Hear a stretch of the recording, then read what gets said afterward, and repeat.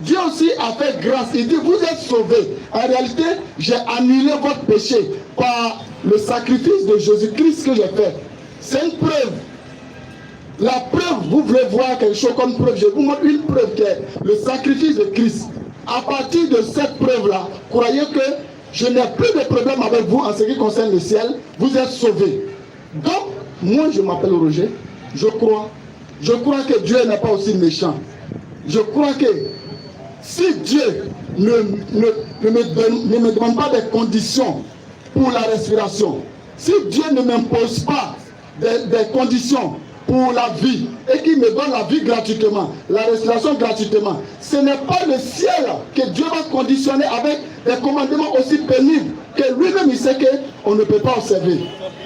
Raison pour laquelle nous croyons que si jamais il y a un Dieu qui existe, et je crois, si on devait être sauvé, c'est seulement que c'est par la grâce que l'homme peut être sauvé. Nous ne sommes pas contre du bon comportement de l'homme. On n'est pas contre.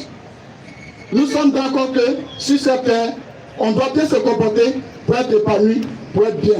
Mais en ce qui concerne le ciel, en ce qui concerne le salut, nous croyons que c'est seulement que par la grâce que nous sommes sauvés.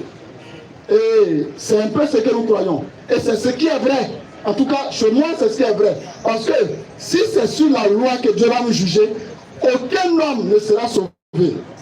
Soit on est sauvé par grâce, soit si on est sauvé par la loi, nous tous, on va à l'enfer. Parce qu'aucun homme sur cette terre ne peut taper sa poitrine pour dire que moi, j'ai accompli tout ce que Dieu veut selon la loi et je serai sauvé. C'est la grâce seulement qui est quelque chose de sûr. La loi n'est pas sûre. La loi, c'est pas exact. Ça veut dire que si tu n'as pas volé, peut-être tu vas chercher femme. Si tu n'as pas cherché femme, tu vas penser mal. Il y a toujours quelque chose qui ne tombe pas dans la loi. Or, en ce qui concerne la grâce, c'est sûr. Si je dois aller passer un examen et que mon oncle m'appelle pour dire que il ne faut même plus venir passer l'examen parce que comment on appelle là, le diplôme que tu cherches, le bac par exemple, tiens, moi je te donne ça, c'est plus la peine. Tu as vu que c'est sûr.